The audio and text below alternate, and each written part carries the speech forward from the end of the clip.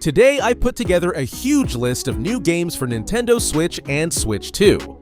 This compilation is based on my previous videos, and I decided to combine everything into one massive top list to make it much more convenient and easier to watch.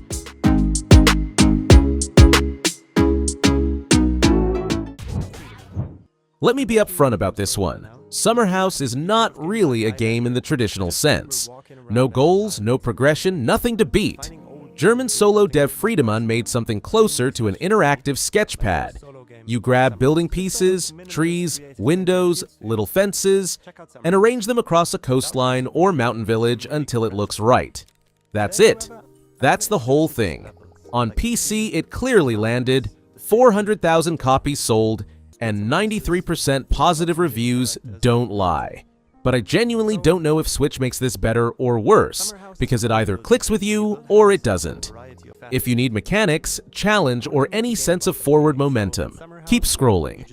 If you just want to build tiny houses to quiet music and zone out for a bit, this is exactly that. To something a bit more personal, something really special to me. My first solo game, SUMMERHOUSE.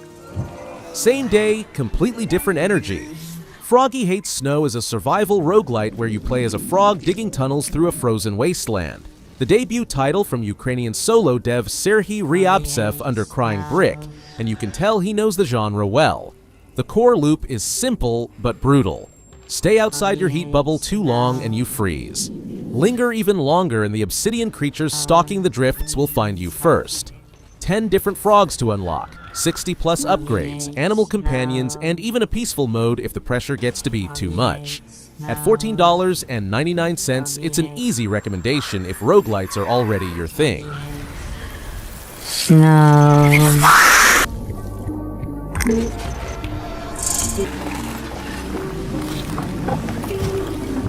Duck Side of the Moon launched the same day, and this one comes from a 6-person Dutch studio making their first commercial release, and it shows in the good way. You play as Doug, a burned-out duck astronaut who crash lands in a quiet corner of the galaxy and slowly starts to wonder if this unplanned break is exactly what he needed. You gather resources, fix your ship, craft gadgets, and have conversations with chatty rocks. Critics warmed to it immediately, but they were also consistent about one thing. This takes a few hours. Not 10, not 20, a few. At $20, that might sting if you wanted something longer. As a cozy portable story for one evening, though, it delivers exactly what it promises.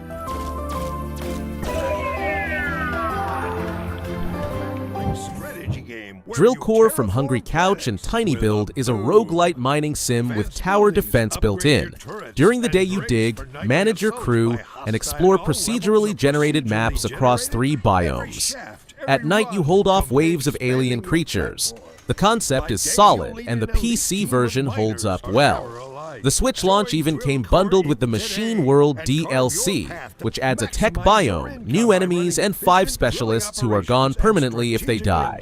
Good stuff on paper. But here's where I have to be straight with you. Reviewers reported over 15 crashes in a single session, and in at least one case, the game refused to launch at all. That's not a small issue in a roguelite where losing progress hurts. Check the current patch state before buying. Carriers and guards, penetrating deep into alien worlds. Invest in advanced buildings. People waited a long time for this one. Monster Crown Sin Eater from Studio Aurum is a monster-taming JRPG that doesn't try to be a friendly Pokemon clone. It's darker in tone, more complex in systems, and takes its world seriously. Over 1,000 handcrafted monster sprites, a true crossbreeding system, monster fusion, and branching dialogue that actually changes things. All at $24.99. The real issue, and reviewers were pretty open about this, is that the game can be genuinely opaque about where to go and what to do next. Not in an interesting puzzle way, just in a you'll wander the map confused without a guide way. Push through that, and there's a genuinely interesting world underneath. A physical edition is coming to Europe via Red Art Games in September if you're a collector.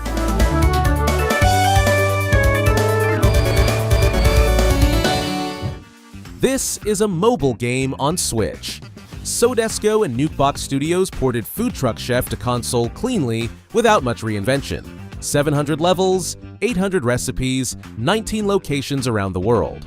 The structure, the pacing, the progression loop, it all reads mobile. That's not automatically a death sentence. For short handheld sessions, it works fine. Pick it up for 10 minutes, put it down, come back later. But if you're expecting overcooked depth or any kind of couch co-op chaos, this isn't that. The demo was on the eShop since February, so if you haven't tried it yet, that's your first move.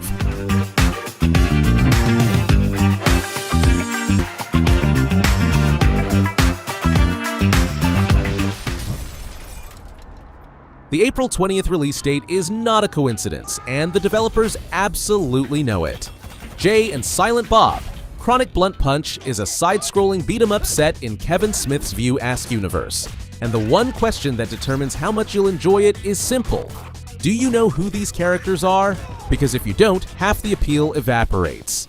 If you do, the hand-drawn animation is genuinely impressive. Jason Mewes and Kevin Smith voice their characters themselves, and the whole thing feels like an actual passion project rather than a licensed cash-in. Two-player couch co-op is in. As a pure beat-em-up though, stripped of the fandom context, it lands solidly in the middle of the genre. Not bad, just not the best brawler out there. Know that going in.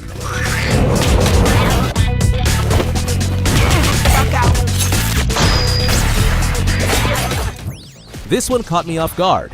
Mullet MADJACK from Brazilian three-person studio Hammer 95 is built around a single idea. You have 10 seconds. Kill an enemy, get more time. Stop moving, die.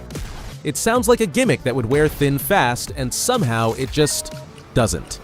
The constant pressure turns into a rhythm, and before long you're chasing better times and cleaner runs without even realizing it. The aesthetic is neon anime from the 80s, VHS noise and synth soundtrack included.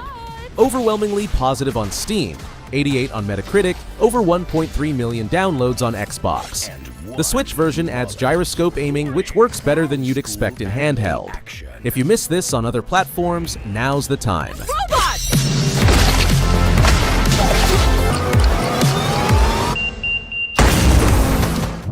The strangest game in this lineup, and one of the best reviewed. The Day I Became a Bird is adapted from a French children's book.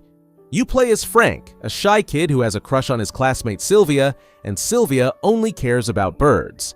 Frank's solution: become a bird. It's about an hour long. Light puzzles, gentle exploration, a quiet little story. Metacritic gives it 90+ with universal acclaim, and honestly, that tracks. Here's the thing though, it's an hour. If paying $19.99 for something that wraps up before you fully settled in sounds frustrating to you, fair warning. Personally, I think it's exactly the right length for what it's trying to do. But I get why some people wanted it to breathe a little longer.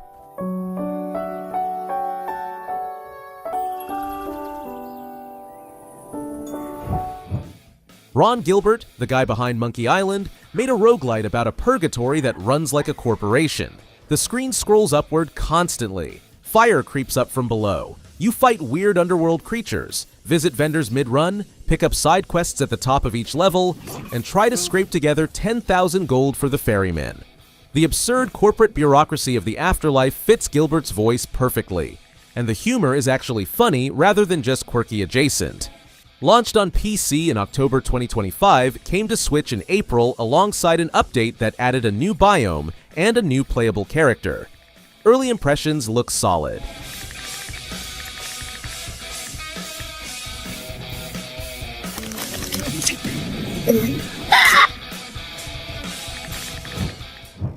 Peppered launched the same day, and the core idea is the kind of thing that either hooks you immediately or makes you close the browser tab. It's a 2D platformer with no continue screen, at all. Lose a boss fight. The game doesn't reset, it keeps going and folds your failure into the story. Every mistake has consequences. The point isn't to not die, the point is that dying means something.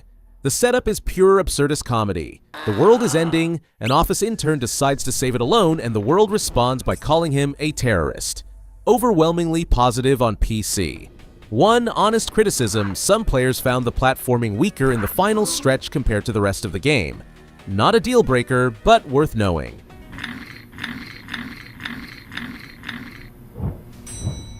Hell of an Office from Spanish studio 43 Studios is a first-person precision platformer where you're escaping a literal corporate hell through 100 levels while lava crawls up from below. Your only tool is a stapler named Mr. Stapley. You rocket jump with it, grapple with it, and clear obstacles with it.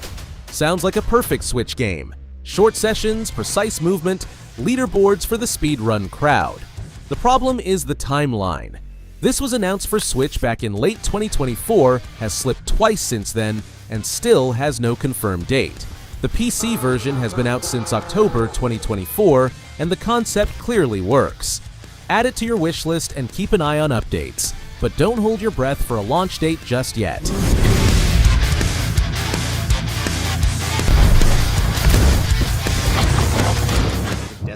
People waited years for this one, and most had already written it off. That was a mistake. A Rat's Quest from Mexican studio. The Dreamarians is a 3D action-adventure where you play as Matt, a small rat trying to cross an ordinary house to reach the mouse he loves. And from a rat's perspective, an ordinary house is enormous. Tables look like mountains, wall gaps become corridors, everyday objects become boss encounters. The camera constantly shifts between full 3D, side-scrolling, and top-down views. Fully voiced with actors from Horizon Zero Dawn and The Witcher 3. Metacritic calls it universal acclaim. At $20, it's one of the better surprises this year. Focuses on climbing and parkour-like free movement. A typical challenge has the player try in favor of more focused, discrete areas. It also lacks much in the way of combat. Bean Beasts was made by one person, Josh Bailey, under the Anxious Noob label, and that shows in the best possible way. The game is tight, focused, and knows exactly what it wants to be. Instead of static towers, you place living creatures that gain experience, evolve through 3 stages, and unlock new attacks as they fight. You also set traps, redirect enemies with walls, and trigger abilities at the right moment. 40 handcrafted levels, 5 biomes, 8 bosses, endless mode. $9.99. Some reviewers felt certain boss encounters lean toward unfair rather than challenging, and the loading screens between levels, short but frequent, break the rhythm a little. Neither is a deal breaker. For a solo release, this is genuinely impressive.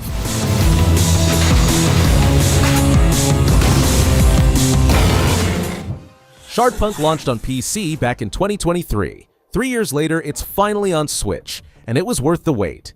This is a turn-based tactics game in a grim steampunk setting.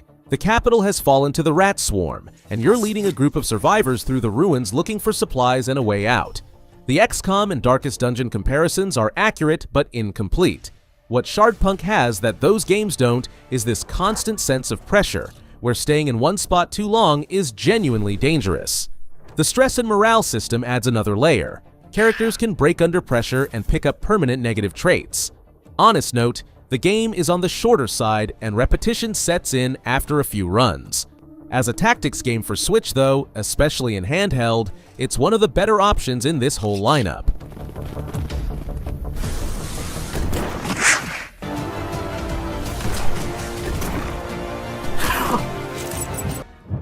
Resident Evil Requiem is a new entry in the series that takes a strong step back toward horror, while still building on everything Capcom has learned over the years. The game follows FBI analyst Grace Ashcroft, who gets drawn into a disturbing investigation linked to mysterious deaths connected to the aftermath of the Raccoon City disaster. Leon S. Kennedy also returns, tying the story back to the franchise's history. The environments include abandoned locations, destroyed ruins, and unsettling spaces designed to keep players on edge.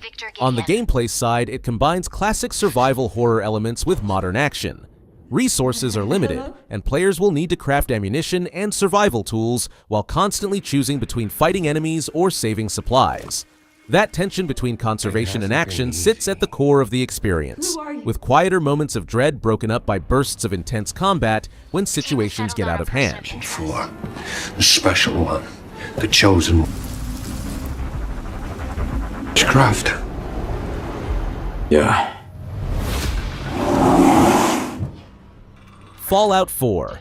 Anniversary Edition brings the full Fallout 4 experience to a new platform as one massive package. The Commonwealth Wasteland is filled with ruined cities, hidden vaults, strange factions, and stories scattered across every broken structure. And now all of that is available on a Nintendo system running modern hardware. What sets this version apart is just how much is included. It comes with the complete base game, all 6 major expansions, and over 150 bonus items from the Creation Club. That covers additional weapons, quests, customization options, and gameplay additions that stretch the experience well beyond the original release.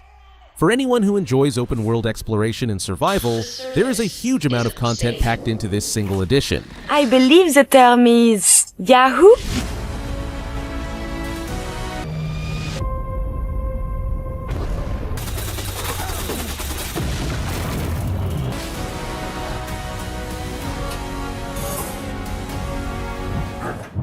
Grid Legends is a racing game built around speed, variety, and a cinematic feel that runs through the whole experience. One of its most notable features is a story-driven career mode called Driven to Glory, which is something racing games rarely offer.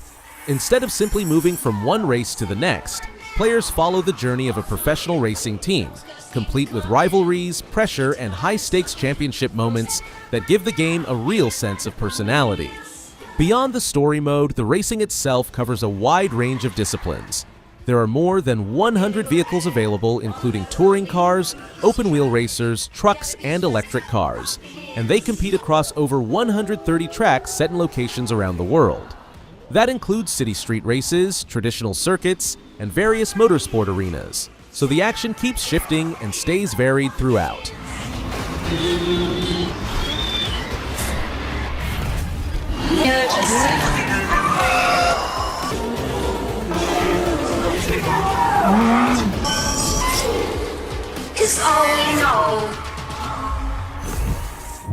Farming Simulator 25 offers a slower, more relaxed pace compared to most games, but it builds into a surprisingly deep and strategic experience over time. Players are not just planting and harvesting crops, they are running a full agricultural operation which includes managing livestock, overseeing production chains, expanding land, and upgrading equipment to improve efficiency. The scale of it all grows steadily, and watching a small plot develop into a large farming business has a satisfying rhythm to it.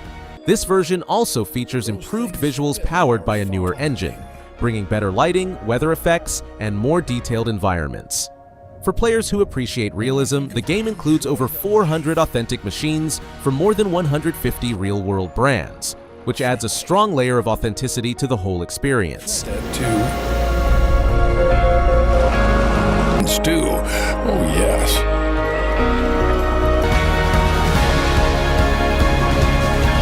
Appreciated. Lived farming. Pokemon Legends Zed A Mega Dimension is an expansion that adds a large amount of new content on top of the base game, feeling more like a full second chapter than a simple piece of DLC. The main edition revolves around mysterious spatial distortions that begin appearing across Lumiose City. Stepping into one of these distortions transports players into Hyperspace Lumiose, an alternate version of the city that is more dangerous and unstable, filled with powerful Pokemon that seriously test your team. This expansion also puts a heavy focus on Mega Evolutions, something fans have been wanting to see return in a big way. It introduces completely new Mega Evolution forms, including variants like Mega Raichu X and Mega Raichu Y, along with other strong Pokemon that raise the intensity of battles. Some of these Pokemon can even surpass the traditional level cap, which changes how training and progression work in a meaningful way.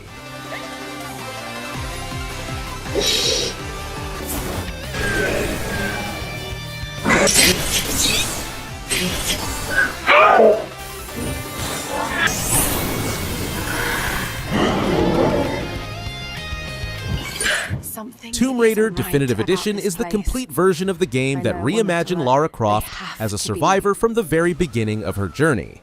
The story starts with Lara as an inexperienced explorer who becomes stranded on the island of Yamatai after a shipwreck.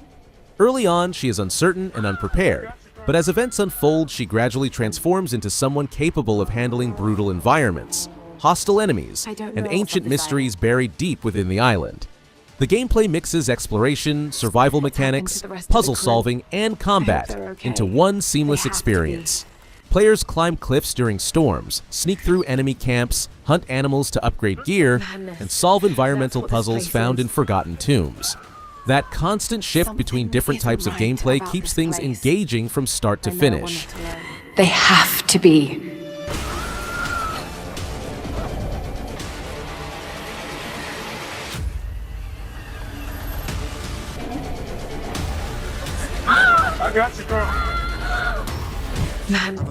Dave the Diver is an indie game that blends several different genres together in a way that keeps revealing new layers the more you play.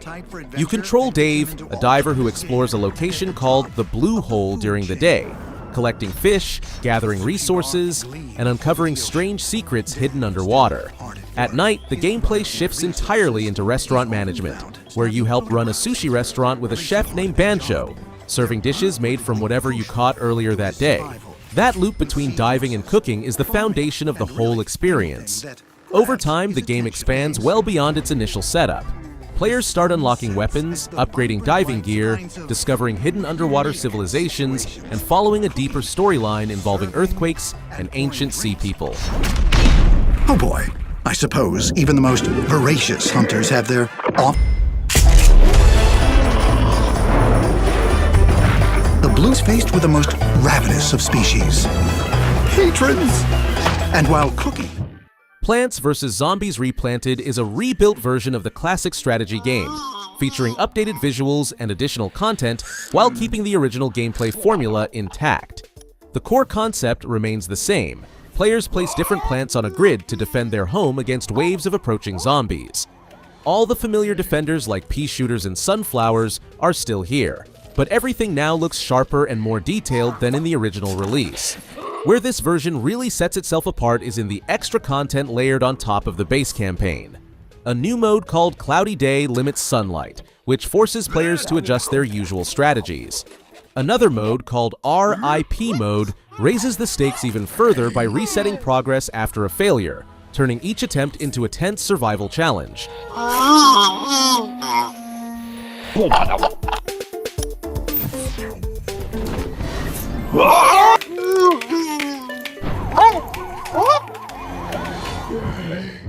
Resident Evil Village Gold Edition packages the full original game together with additional content that expands both the story and the gameplay. Players once again take on the role of Ethan Winters, who finds himself trapped in a remote European village filled with eerie castles, frozen landscapes, abandoned homes, and grotesque creatures. Each area in the game has its own distinct tone. One section takes place inside a castle controlled by the well-known Lady Dimitrescu, while another shifts into disturbing psychological horror sequences that stand apart from typical jump scares. The Gold Edition adds the Winters expansion, which includes a new story chapter called Shadows of Rose. In it, players control Ethan's daughter set years after the events of the main game.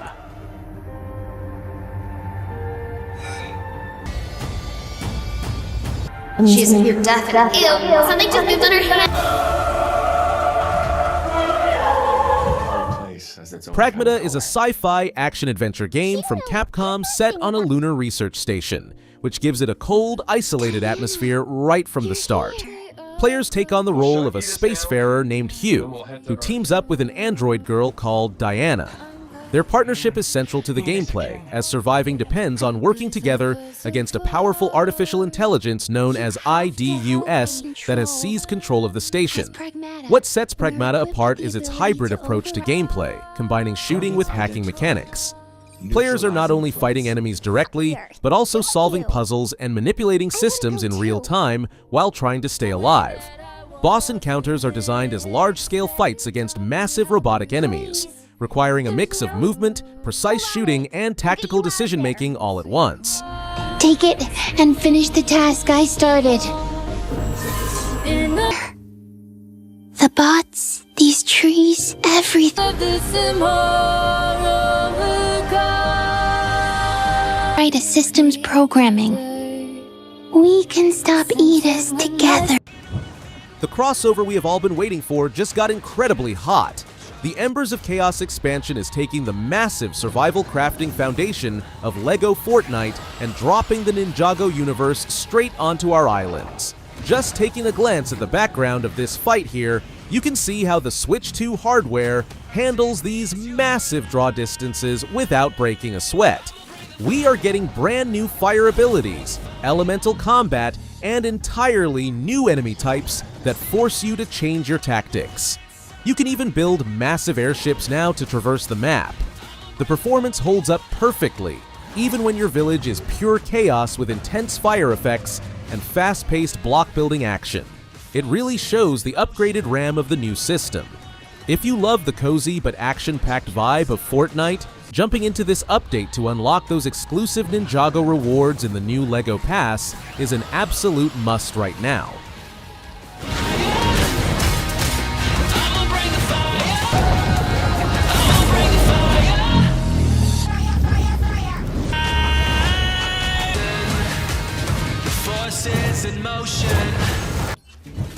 Alright, let's talk about a major redemption arc.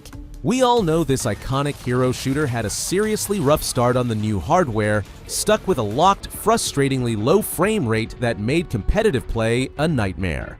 But a massive post-launch patch just went live alongside the new Summit season, and it is a total game changer. If you pay attention to the rapid camera movements and ability tracking on screen right now, you'll immediately feel the difference. We are finally hitting a flawless 60 frames per second in both docked and handheld modes. It completely blows the original Switch version out of the water. They also finally fixed custom key bindings, and that completely broken inactivity bug in Stadium mode. With the new hero Sierra joining the roster, the input response, especially if you use gyro aiming, is so sharp that it's the absolute perfect time to jump back in and rank up.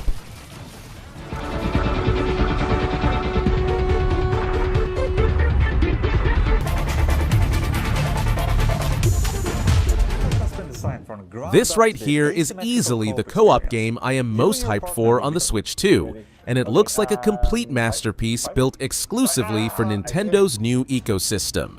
You and a friend play as Maki and Amura, two young space explorers trying to save their home while navigating a dangerous cosmic storm. I mean, pause for a second and just appreciate the sheer dedication to this aesthetic. It is a pure love letter to 80s and 90s retro anime with hand-drawn animations and thick, vibrant lines that make it stand out from anything else on the market. The asymmetrical puzzle solving looks so clever, like one player using a scrap hook to pull platforms while the other jumps across. But the absolute best part? It fully supports the new game share feature on the Switch 2. That means your partner does not even need to buy a second copy to play with you locally or online. This is going to be the ultimate couch co-op experience this summer.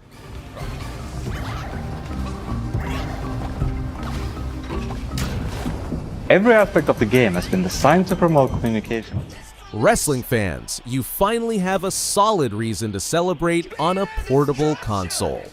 While past wrestling ports forced us to deal with missing features and terrible loading times, WWE 2K26 on Switch 2 is an absolute powerhouse.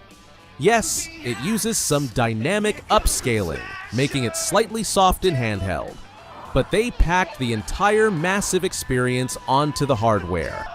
Over 400 superstars, the CM Punk narrative showcase, and the glorious return of chaotic inferno and dumpster matches.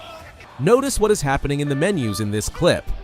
They actually utilize the full touchscreen and mouse support for the Creation Suite, letting you paint faces and bodies with total precision. With Season 2 adding legends like Demolition and Kelly Kelly, being able to split the Joy-Cons for instant local multiplayer, or grinding the MyRise career on the go, is undeniably the best way to sink hundreds of hours into the ring. Stay! Contrition comes the axe, and here comes the smasher! Damn the contrition! We are just days away from stepping into the blazing heat of the Algerian desert, and this survival horror masterpiece is about to look terrifyingly good. Amnesia Rebirth is getting a completely optimized native version specifically built for the Switch 2. This is pure psychological survival where you play as Tassi Trianon, managing your fear levels while navigating ancient ruins. Keep your eyes on the deep shadows and heavy contrast in this specific sequence. Playing this on an OLED screen, rationing your light sources while running from unseen horrors, is going to be incredibly immersive. The studio promised peak performance, meaning 0 frame drops when you are desperately hiding in a pitch-black cave. If you love games where survival means pure fear, rather than grabbing a shotgun and fighting back, grab some headphones, turn off the lights, and prepare for an unforgettable nightmare. Come on, stick.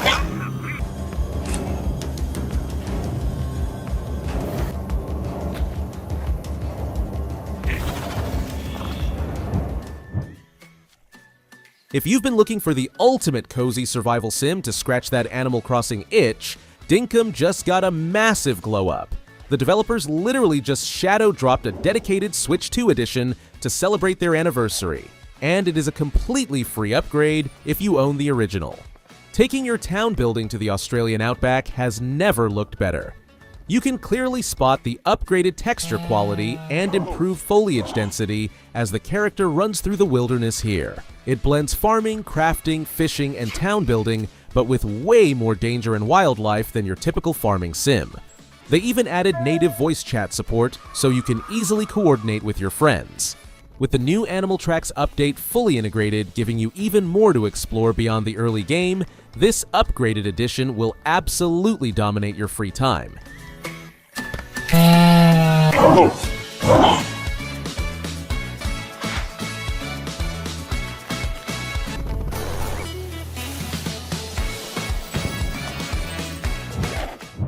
We finally have the Evolved Edition dropping natively on the new hardware, bringing this terrifying VR survival horror straight into our hands as a fully realized flat-screen first-person shooter.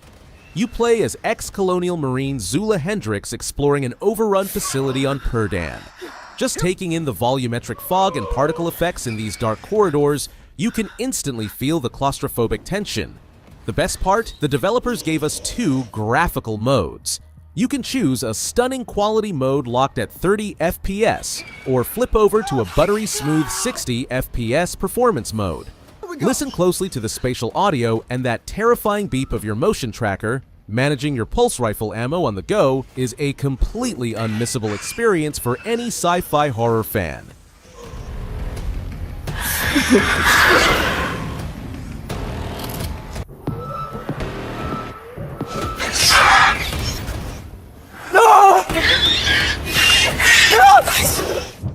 Let us completely switch gears and talk about something bright, vibrant, and surprisingly deep. This indie RPG skips the usual fantasy swords and dragons, following 2 sisters, Samara and Amani, who team up with an ancient spirit mech to take down an evil fast food empire. It sounds wild, but the story gets incredibly emotional, diving into heavy themes of family, tradition, and the cultural value of sharing a meal.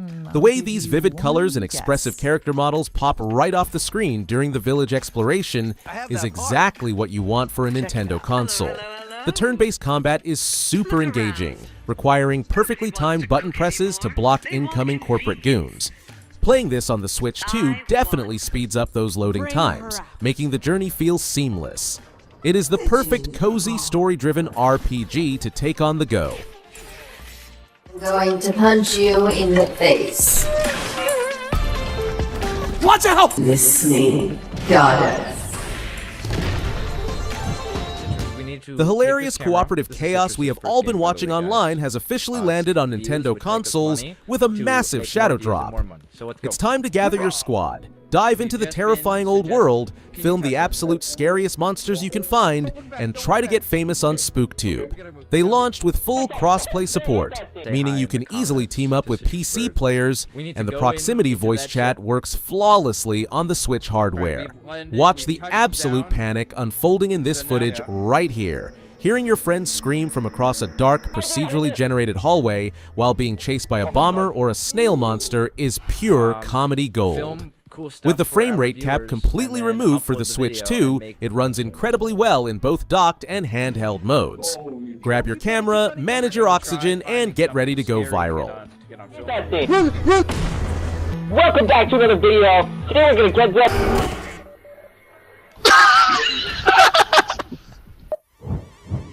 Finally, we are heading to the Deep South with Hazel. and this third-party narrative adventure is an absolute visual trip. We are talking about a gorgeous stop-motion-inspired art style mixed with dark American folklore, bluesy atmosphere, and creepy monsters called haints. Now, I have to be completely honest with you guys about the performance. If you play docked, the dense environments and cinematic lighting look fantastic. But if you take it on the go in handheld mode, you are definitely going to notice some fuzzy resolutions and frustrating frame rate drops during chaotic combat. However, pay close attention to the incredibly fluid, stylized animation once her magical glide abilities are unlocked. The soundtrack is an absolute masterpiece that dynamically adapts to boss fights. If you can look past a few technical stutters, this dark, haunted fairy tale is an absolute must-play. Yeah! I'm always fast enough! Take this and go find your mama.